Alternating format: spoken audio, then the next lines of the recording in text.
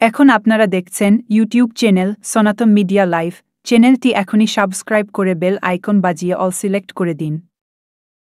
সেই জন্য তাড়াতাড়ি আমি আপনাদের বৈকুণ্ঠে যাবার জন্য একটা টিকিট সংগ্রহ করে দেব।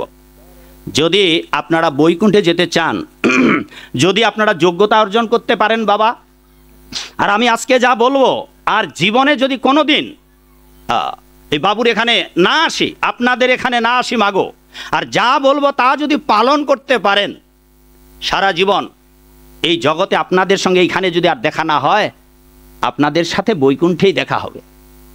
আর চলুন আমরা আপনাদের বৈকুণ্ঠের টিকিটের ব্যবস্থা করে দেই। আমি দেখি কতটুকু কোন ভাগ্যবান বাবা মা আমার বৈকুণ্ঠের টিকিট সংগ্রহ করতে পারেন। চলুন তার আগে আমরা প্রাইমারিটা পাস করি। এক, প্রসাব করে জল নিতে হবে। এটা ধর্মের মধ্যে পড়ে না, এটা বৈদিক শিষ্টাচার, বৈদিক আচার নিয়ম, এটা ভদ্রতা, শিষ্টাচার, সৌজন্যবোধ, ধর্মের আনুষাঙ্গিক অংশ, ধর্ম নয়, পবিত্রতা। প্রসাব করে আপনার ছোট ছোট ছেলে মেয়ে এবং আপনি নিজে প্রসাব করে জল নিন। এক নম্বর, এটা প্রাইমারির, এটা ধর্মের প্রাথমিক ধারা। দুই নম্বর, পায়খানা করে স্নান করুন। যতবার পায়খানা করবেন ততবার স্নান করুন। আমি শত শত আপনাদের প্রমাণ দেখাতে পারবো। আমার চোখের সামনে স্নান না করে হরিবাসরে কীর্তনে গেছে। ভোরবেলা যারা কীর্তন গায়, প্রভাতী সুরে কীর্তন, অধিকাংশ কীর্তনীয়ারা, একটাও প্রায় অধিকাংশ কীর্তনীয়ারা স্নান না করে হাত মুখ ধুয়ে উঠে, সিগারেট টিগারেট খেয়ে, শীতের দিনে চা খেয়ে, আমি নিজের চোখে দেখেছি তারা স্নান পর্যন্ত করে না, ওভাবে তিলক মেরে চলে আসে। এই অনাচার। ভগবানের নাম গুণকীর্তন করলে মঙ্গল হবে, এটা তো অনাচার বাবা। এই যে আপনারা যে তিলক দিয়েছেন, এটা অনাচার।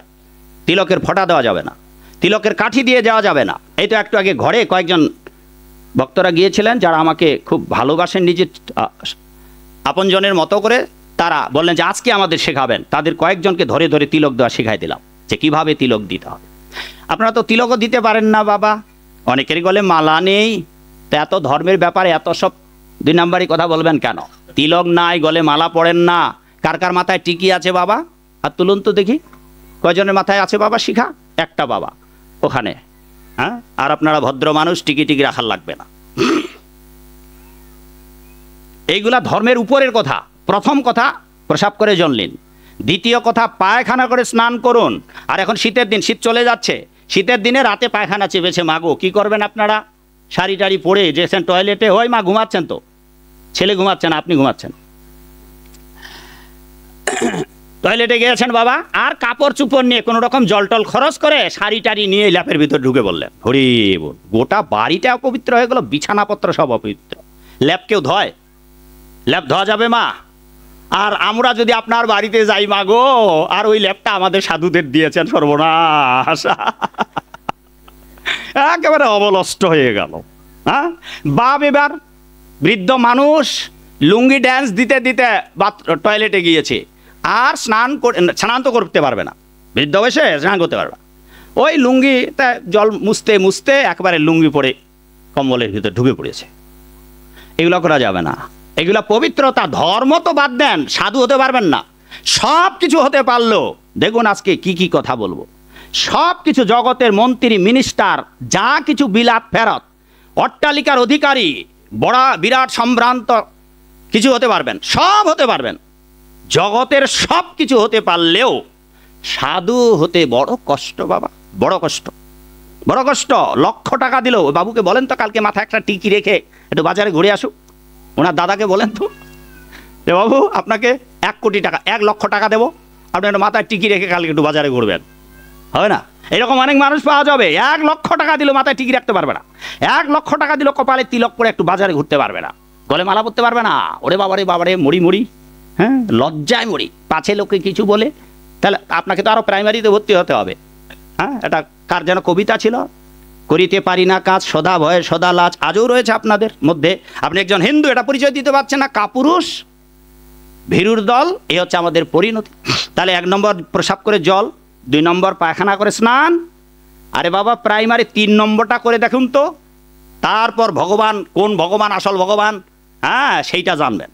কে ভগবান, হ্যাঁ কেন আপনি চোর বললেন, সবগুলার উত্তর আপনাদের পড়ে দেব। আগে 3 নম্বর প্রথম কাজটা করুন তো। এটাও প্রাইমারি, এটা ধর্মের রাজ্যের অঙ্গ নয়। এটাও আপনাকে তৈরি হওয়ার পূর্ব প্রস্তুতি। আচ্ছা, বাচ্চাদের প্রাইমারিতে যদি পাঠানো হয়, আচ্ছা বাবা তার 5 বছর অন্তত বয়স লাগবে নাকি, যেন হেঁটে হেঁটে যেতে পারে, বাবা মা হাত ধরে নিয়ে যেতে পারে। এইভাবে আপনাকে ধর্মের রাজ্যে হাত ধরে নিয়ে যাওয়ার উপযুক্ত হওয়ার জন্য 3 নম্বর কাজটা করতে হবে।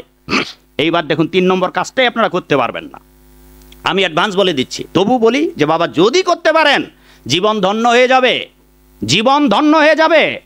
হ্যাঁ, ছোট শিশুকে বাবা মা যেভাবে স্কুলে যাওয়া আসা শেখায়, আমি আপনাদের এই 3 নম্বরটা শেখাতে চাচ্ছি। 3 নম্বর, সূর্য উদয়ের আগে ঘুম থেকে জেগে উঠুন। দেখি কতজন বাবা পারেন, কতজন মা পারেন। ওই মা, সূর্য উদয়ের আগে ঘুম থেকে জেগে উঠুন, উঠে 2টা কাজ করুন, দাঁত ঘষুন, স্নান করুন।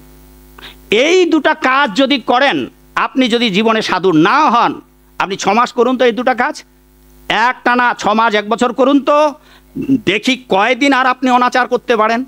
খালি ভোরবেলায় উঠে স্নান করুন। কী হবে জানেন? পাসপোর্ট ভিসা করে আপনাকে ভারতে গঙ্গায় গিয়ে স্নান করতে হবে না মাগো বাবা, আপনাদের গঙ্গা স্নান করতে হবে না। 1 ঘন্টা 36 মিনিট এই সময়টায় লগ্ন, যেটাকে বলে ব্রহ্ম মুহূর্ত, আগামীকাল 5টায় সূর্য উদয় হবে বাবা, 3টা 24 মিনিটের পর আর 5টা পর্যন্ত, এই সময়ের মধ্যে ঘুম থেকে জেগে উঠে যদি আপনি স্নান করতে পারেন, দেখেন কতগুলো আশীর্বাদ পাবেন, কতগুলো বর লাভ করবেন আপনারা। আর যতগুলা বর লাভ করবেন যদি ঘুম থেকে না উঠেন, স্নান না করেন, ততগুলাই অভিশাপ পাবেন। আজ আমরা সবাই অভিশপ্ত সন্তান। দেখুন, যদি ভোরবেলা স্নান করেন তো গঙ্গা মাতাতে, আচ্ছা গঙ্গায় আমরা স্নান কি জন্য করতে যাই বাবা? বাবা গঙ্গায় স্নান কি জন্য করতে যাই? পবিত্র হওয়ার জন্য। আপনাকে গঙ্গায় যেতে হবে না, ভগবান শাস্ত্রে প্রতিশ্রুতি দিয়েছেন। গঙ্গা মাতা নিজেও বলেছেন, যদি ভোরবেলায় গঙ্গা গঙ্গা আমার নাম উচ্চারণ করে, অথবা গঙ্গে চ যমুনে চৈব গোদাবরী সরস্বতী, এটা কি মন্ত্র বাবা? কেউ জানেন না? হ্যাঁ, কি মন্ত্র? ওইটা স্নানের মন্ত্র, ওইটা জলশুদ্ধি, অর্ধেকটা ঠিক। আপনার কথা অর্ধেকটা ঠিক, ওটা জলশুদ্ধির মন্ত্র। আর দ্বিতীয়ত স্নান করা, গঙ্গে চ যমুনে চৈব গোদাবরী সরস্বতী। তো আপনি যদি পুরো মন্ত্র না জানেন, গঙ্গে গঙ্গে মাতা গঙ্গা গঙ্গা করে 3 বার বললে স্নান করবেন। 1 2, যদি তাও যদি আপনার গঙ্গা নামটাও ভুলে যান, তাহলে কলিযুগের যুগধর্ম মন্ত্র যদি ভুলে যান, মহামন্ত্র হরে কৃষ্ণ কৃষ্ণ কৃষ্ণ বলে জল ঢালবেন। এইবার 1 ঘন্টা 36 মিনিটে এই তিথিটাতে ভোরবেলায় পৃথিবীর তাবৎ জলাশয়ে গঙ্গা মাতা মূর্তিমন্ত হয়ে আবির্ভূত হবেন। সুতরাং আপনি ট্যাঙ্কিতে স্নান করেন, পুকুরেই ঝাঁপ দেন, নদীতে স্নান করেন, আর পাইপে ঝর্ণাতে স্নান করেন, গঙ্গা মাতার অজস্র ধারায় আপনার দেহ পুত পবিত্র করে দেবেন, যদি ভোরবেলা সূর্য উদয়ের আগে এই 2টো কাজ করতে পারেন। করুন বাবা। 3 নম্বর কাজটা, ধর্মটর্ম দরকার নাই, কিচ্ছু জানার দরকার নাই, 3 নম্বর কাজটা করুন। 1 নম্বর, তাহলে এবার গঙ্গা মাতা আপনাকে আশীর্বাদ দেবে, কৃষ্ণে মতি হোক, গঙ্গা মাতা আপনার শরীর পবিত্র করে ভগবানের ভক্ত হওয়ার আশীর্বাদ করবেন। এই গেল গঙ্গা মাতার আশীর্বাদ। 2 নম্বর, জলের অধিপতি বরুণ দেবও আপনাকে আশীর্বাদ করবেন। 3 নম্বর, পবন দেব, আপনার বায়ু, এই স্নাত দেহে বায়ু বইবে না মা, লাগবে না বাতাস লাগবে, পবন দেব বজ্রং বলি, তিনি আপনার অবশিষ্ট পাপ বিনাশ করে দেবেন, শুকিয়ে দেবেন। 4 নম্বর, সূর্য নারায়ণ উঠবে, আপনার জগতের যত পাপ, জগতের যত জীবাণু রোগ, সূর্য তাপ দিয়ে আপনার বিনাশ করবে, আপনার দেহের পাপরাশি বিধ্বংস করবেন সূর্য রশ্মির দ্বারা। এবার 6 নম্বর, এটা আপনাদের সবার কাজে লাগবে, যদি কাজে না লাগান দেখবেন কি সর্বনাশটা হচ্ছে।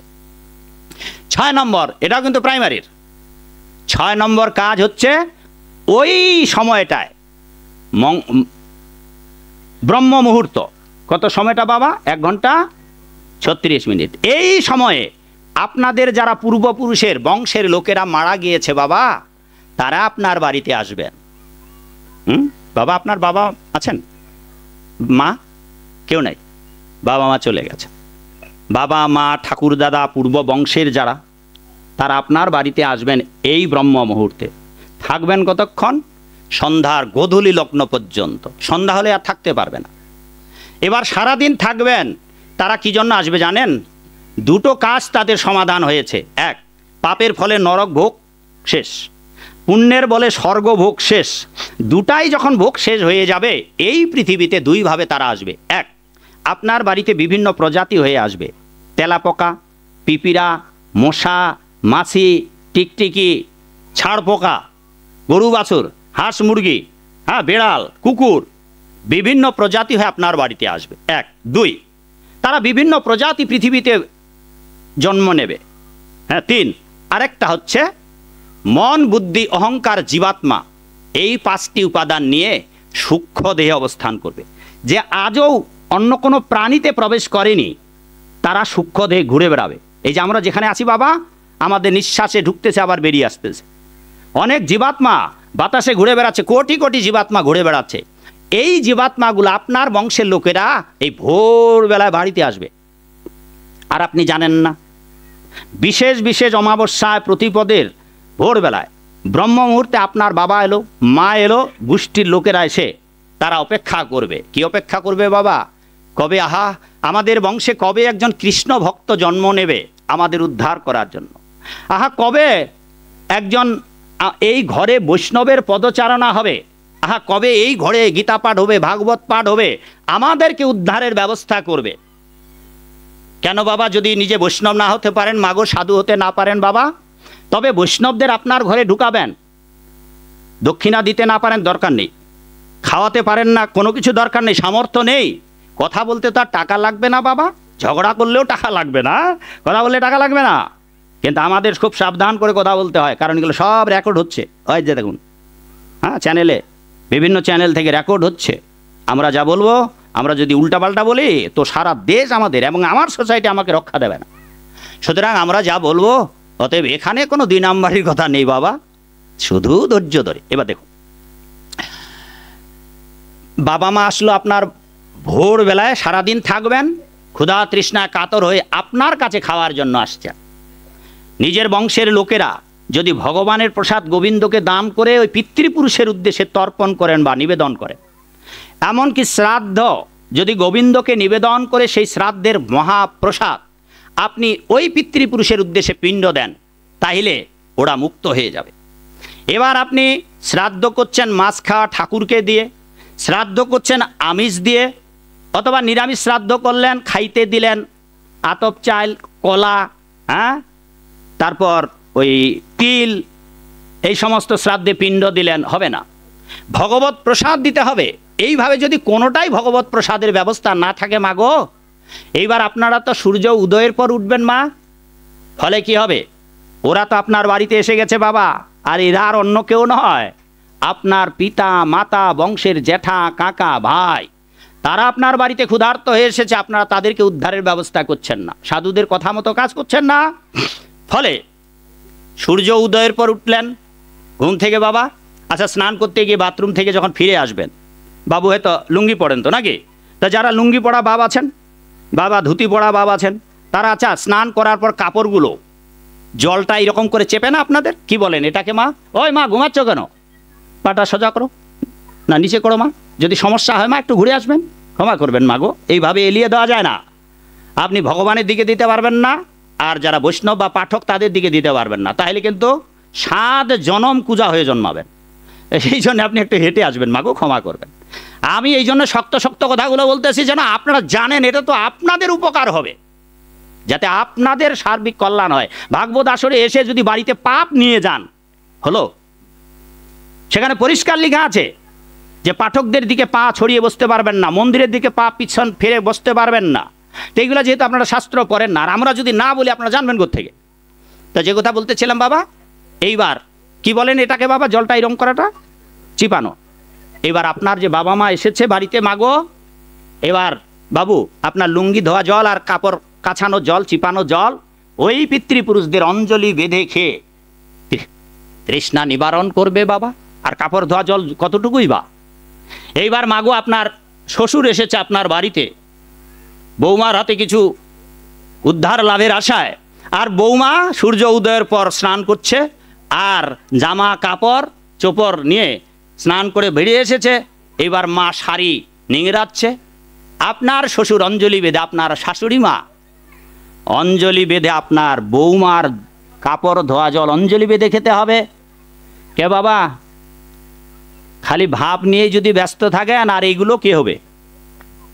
ভাব নিয়ে ব্যস্ত থাকলেন, ভগবানের ভক্ত হলেন না, নিয়ম পালন করলেন না, অনাচার করলেন। আজকে রাত্রিতে আপনারা বাড়িতে যেতে দেরি হবে, কালকে তো ওরে বাবা আরও খবর আছে, কালকে তো আরও উঠতে পারবেন না আপনারা। আর আমরা যত রাতেই ঘুমাই, আমাদের এতটাই অভ্যাস হয়েছে গোবিন্দের কৃপায়, আমরা ঠিক টাইম উঠে পড়ব, এটা অভ্যাসের জন্য। সেই জন্য প্রহ্লাদ মহারাজ ভাগবতে বললেন, কৌমারং আচরিত প্রাজ্ঞ ধর্মান ভাগবতারি। বুদ্ধিমান মানুষের উচিত কিশোর বয়স থেকে ছেলে মেয়েদের তৈরি করুন। একে যদি এখন থেকে অভ্যাস করেন, পরে আর বিপদে পড়বে না, যেমন বিপদ আপনাদের। সেই জন্য আমি বলি, 50 বছর যাদের হয়েছে বাবা, অযথা সময় নষ্ট করে লাভ নেই, আপনি বাড়িতে হরিনাম জপ করুন। 50 বছর যাদের পার হয়ে গেছে, তারা ভগবানের ভক্ত হতে পারবেন বলে খুব সন্দেহ বাবা। কারণ 50 বছর পার হলে এর মধ্যেই যত পাপ করেছেন, ও পাপগুলো দিয়ে আপনার হৃদয় এতটাই পাষাণ হয়ে গেছে, আপনি আমাদের কথা সহ্য করতে পারবেন না, আপনি আমাদের কথা এবং শাস্ত্রের কথাগুলো পালন করতে পারবেন না, পারবেন না। চেষ্টা করুন। যাদের 50 বছরের নিচে আছে, তাদের পাপ তাপ কম করেছে। অনেকে পান বিড়ি সিগারেট খায় না, চা নাস্তা করে না, হোটেলে খায় না, হ্যাঁ, অনেকে পান সুপারি খায় না, এদের হৃদয়ে পাপ আছে। আর আপনারা খেতে খেতে জাবর কাটতে কাটতে এত পাপ করেছেন, মানে ক্ষুধা লাগলে, যেখানেই ক্ষুধা লাগে ওখানে, যেখানে পান সেখানেই মুখ লাগান। কলিযুগের ভবিষ্যৎবাণী আছে, মানুষরা খাদ্যের ব্যাপারে এতটাই চরিত্রহীন অনাচার হয়ে যাবে যে তারা হোটেলের খাবার খাবে। আর আপনার অধিকাংশ হিন্দু মানুষ আপনার হোটেলে খান, আর যতদিন হোটেলে খাবেন, ব্যাসদেব বলেছেন হোটেলের খাওয়াটাকে বলে গণান্য ভোজন, গণজ গণ্য গণান্য। ওরা কিভাবে রান্না করছে না করছে, আপনারা অনেকে হোটেলে খান না বাবা, এখানে সেখানে গেলে যতদিন আপনি হোটেলের খাবার খাবেন, আপনি সাধু হতে পারবেন না। আপনি যত বড় লাট সাহেব হন, যত বড় জমিদার হন, টাকাওয়ালা হন, আপনি সব কিছু হতে পারবেন, বললাম তো, আপনি সাধু হতে পারবেন না, আপনি হোটেলের খাবার খেতে পারবেন। এইবার আপনাকে ভোরবেলায় উঠতে হবে মাগো বাবা গো, নাইলে আপনার কাপড় ধোয়া জল দুর্ভাগ্যবশত আপনার পিতামাতাকে খাওয়াতে হবে। যদি আপনারা আপনার পিতামাতাকে, আপনার শ্বশুর ভাসুরকে, আপনার বংশের লোককে নিজেদের স্নান করা কাপড় ধোয়া জল অঞ্জলি বেঁধে না খাওয়াতে চান, বাবা 3 নম্বর এটা কাজ করতে হবে, ভোরবেলায় উঠতে হবে মাগো। এইবার স্নান কয়বার করবেন বাবা দিনে? গরমের দিন হয়তো 2বার খাইতে পারবে। এইবার 2 নম্বর, যখন স্নান করা জল আর পাবে না কাপড় ধোয়া, তখন হাত পা ধোবেন না, ওটাও লেখা আছে। হাত পা ধোয়া জল যে গড়িয়ে যাবে, ওটা চেটে পুটে খেয়ে কোনো রকমের তৃষ্ণা নিবারণ করবে। ওটাও যখন পাবে না, তখন মাগো ঝাড়ু যেটা দিয়ে ঝাড়ু পরিষ্কার করেন আঙ্গিনা, কি বলে আপনাদের এলাকায়? ঝাড়ু। ওই ঝাড়ুটা যখন ধোবেন, ওই ঝাড়ু ধোয়ার জল যে পড়বে, ওই ঝাড়ু ধোয়া জল অঞ্জলি বেঁধে খেতে হবে। কে বলবে আপনাদের এই কথা? আমিও তো আপনাদের ভাগবত আসরে কাঁদাতে পারি, আমিও তো মহাপ্রভুর ভাগবতের লীলা বর্ণনা করে আপনাদের কাঁদাতে কাঁদাতে গড়াতে পারি। কিন্তু কেন বাবা? দেখেছি এগুলোতে কাজ হয় না, কাজ হয় না। সেই জন্যেই আত্মরাদের ঘাম এরে তুই বাঁচা। অন্তত প্রাথমিক কাজটা করি, আমরা পবিত্রতা রক্ষা করি, যাতে করে অন্তত আপনি আমাদের 1 গ্লাস জল দিয়ে নিজের জীবনের পুণ্য সঞ্চয় করতে পারেন। কারণ আপনি পবিত্র নন, প্রসাব করে জল নেন না, পায়খানা করে স্নান করেন না, ভোরবেলায় আপনি ঘুম থেকে জেগে ওঠেন না, এসব ভাগবতে আছে। বললাম তো, আপনার ভাগবত একটাও পড়েননি, একটা শ্লোক জানেন না। আর এখন যদি কেউ প্রতিবাদ করে বলেন এইগুলা কথা বলার দরকার নেই, আপনি ভাগবত পাঠ করতে এসেছেন, আপনি ভাগবত পাঠ করেন। আরে বাবা, যতগুলা বলতেছি সবগুলাই ভাগবতের কথা, সবগুলাই গীতার কথা। কারণ আপনি বেদও দেখেন নাই, গীতাও দেখেন নাই, ভাগবতও পড়েন নাই। তা আমি যে কথাকার কথা আপনাদের বলতেছি, এটা কী করে নির্বাচন করবেন? কারণ নির্বাচন ক্ষমতা তো আপনাদের নেই, কারণ আপনারা তো পড়েন নাই, চোখে দেখেন নাই। বলেন বেদান্ত সূত্র 556টা, একটা সূত্র বলেন দেখি কার হিম্মত আছে। এই জন্য আপনার চুপ করে থাকতে হবে। এই জন্য ভগবান বললেন, হে অর্জুন, তুমি যা জানতে চাও, তুমি যদি কিছু জানতে চাও তো অমন একজন বিজ্ঞ ব্যক্তির কাছে যাও। আর কিভাবে থাকতে হবে? এইভাবে। গীতায় ভগবান বললেন কিভাবে যেতে হবে গুরুর কাছে, বেদেও বললেন কিভাবে থাকবেন। বললেন যে তদ্বিদ্ধি প্রণিপাতেন পরিপ্রশ্নেন সেবয়া উপদেক্ষন্তিতে জ্ঞানীনস্ত তত্ত্বদর্শিন। আপনার যে বিষয় জানা নেই, যেমন এই বাবু কীর্তন গাইলেন, আচ্ছা যে কীর্তন গাইতে জানে না, তাকে দিলে বাজাইতে পারবে বাবা? সারে গামা পাধানিসা সানি দাপা মাগারে সা উদারা মুদারা আপনি বলতে পারবেন যদি কীর্তন না জানেন, আপনি যদি এগুলো প্রশিক্ষণ না হন? তা সেই জন্য যেই বিষয় আপনার জানা নেই বাবা, ওই বিষয় যিনি জানেন অমন ব্যক্তির কাছে আপনার যাওয়া উচিত। যিনি আপনাকে কীভাবে যাবেন? এইরকম কেউ যদি অধ্যত্বপূর্ণ আচরণ নিয়ে যায়, আপনি এটা বলছেন কেন, হবে না। আপনাকে জোরহাত করে বলতে হবে, বাবা আমরা তো এত এইটা শুনে এসেছি, এটা বললেন কেন? আপনার সব কথাই ভালো, সব কথাই ভালো বাবা। আয়ুর্বেদ শাস্ত্রে সেই জন্যে বললেন, হরি তো কি কারো ভালো লাগে না, কিন্তু খেতে তো কষ বাবা। এই ভাগবতের গীতার ভাষাগুলো, শাস্ত্রের কঠিন রূঢ় ভাষাগুলো পরোক্ষ প্রিয় বাদম, পরোক্ষভাবে যে অপ্রিয় সত্য কথা বলা হয়েছে, যা জগতের লোকের এক তিক্ত মহৌষধ। আচ্ছা, বাচ্চাকে তিতা ঔষধ কি কলার ভিতর দিয়ে খাওয়াতে হবে বাবা কৌশল করে? তা আমরা সেই কৌশলটা করি যাতে করে আপনারা এই তিতাগুলোও খেতে পারে। ভালো লাগুক আর না লাগুক, খান তিতা। পরের লাইনটা জানেন কি? বুঝুন আর না বুঝুন পড়ুন ভগবত গীতা। 700 শ্লোক আছে। এই বাংলার অধিকাংশ মানুষ তো গীতা পড়েন না বাবা, আর আমাদের সঙ্গে আপনারা তর্ক করেন, প্রশ্ন করেন। আপনারা আগে পড়ুন না বাবা। গীতার কথায় লেখা আছে, ভাগবতের কথায় লেখা আছে। ও বাবা তো শুনে বলতেছে, আপনিও শুনে বলতেছেন। আর আমরা যা বলছি, আমি একটা লাইন বলবো না অশাস্ত্রের কথা। তা সেই জন্যে বাবা এই গীতায় বলে দিল যে আপনার যদি জিহ্বা সংযত না থাকে বাবা, তবে আপনি গীতার আসরে আসতে পারবেন না। আচ্ছা, ভালো কথা। কালকে প্রথম দিন হলো বাবা ভাগবত পাঠ। আর ওই গেট কয়টা আপনার এখানে ঢুকবার? ওটাই একটা। এইবার গেটের সিংহদ্বারে বাবু বড় একটা কমিটির তরফ থেকে একটা সাইনবোর্ড বড় করে লাইন করে লিখলেন, ধূমপায়ীদের ভেতরে প্রবেশ নিষেধ। এক, কয়টা ঢুকতে পারবেন আপনারা? 2, মৎস্যাহারীদের প্রবেশ নিষেধ। আপনারা জানেন শ্রীবাস অঙ্গনে কি হতো? শ্রীবাস অঙ্গনে মহাপ্রভুর প্রিয় ভক্তরা, যারা নিষ্ঠা ভরে ভগবত ভক্ত ছিল, কেবল তারাই মণ্ডপে কীর্তন গাইতেন। আর শ্রোতারা শ্রীবাস অঙ্গনের সিংহদ্বার চাবি লাগে দেওয়া থাকতো, বাইরে শুনতো। আর আপনার এখানে কীর্তন কারা করবে? আপনারা তো জানেনই না, প্রশ্ন করলে উত্তর দিতে পারবেন না। আপনারা যে কীর্তনের আসর করেছেন, এটা পেলেন কোথায়? এই অনাচারী লোকদের দিয়ে কীর্তন করতে হবে কোন শাস্ত্রে আছে? এখন আপনারা বলবেন আপনাদের কাছে উত্তর নেই। আপনারা বলবেন সেই 14 পুরুষ ধরে করে আসতেছি। বাপ 14 গোষ্ঠীর দোহাই, যদিও 10 পুরুষের নাম বলতে পারবেন না, 30 পুরুষের নাম বলার পরে আর বলতে পারবেন না। দোহাই দেবেন হাজার হাজার বছর ধরে। আর মহাপ্রভুই তো 500 বছর আগে আসলেন, 539 বছর আগে। তা তিনি যে এই হরিনাম প্রবর্তন করেছেন, তো আপনাদের যে ভাড়াটিয়া কীর্তনিয়া নিয়ে আসে, আমরা যে হরিনাম করি, এত টাকা খরচ করি বাবা, এই কীর্তনের আসর মহাপ্রভু করেননি। শ্রীবাস অঙ্গনে এই অনাচারী কীর্তন হতো না। এইগুলো তো আপনারা জানেন না, ভাবেই আপনারা যা কীর্তন, চলো কীর্তন শুধু। এই ভাগবত আসরে যত লোক হয়েছে বাবা, কীর্তন আসরে তার বহুগুণ হয়ে যাবে। বেশি লোক হবে না? হবে, কিন্তু কিচ্ছু লাভ হবে না।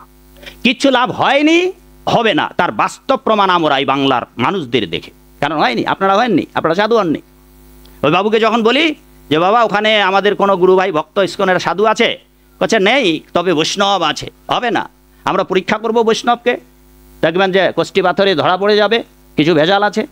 তাই সেই জন্য আমরা সবার হাতে, আপনি যদি মুচি হন বাবা, ডম হন, মেথর হন, হ্যাঁ, নাপিত, ঝোলা, হাড়ি, যাই হন, আমরা আপনার হাতেই খাবো। কিন্তু আপনাকে শুধু একটা কাজ করতে হবে বাবা, সেটা হচ্ছে কি? ভগবানের শুদ্ধ ভক্ত হতে হবে, তবেই আমরা খেতে। চলুন আমরা প্রথমে 3টা কথা শুনি, তারপর ধীরে ধীরে আমি আর বেশি, যেহেতু রাত হচ্ছে,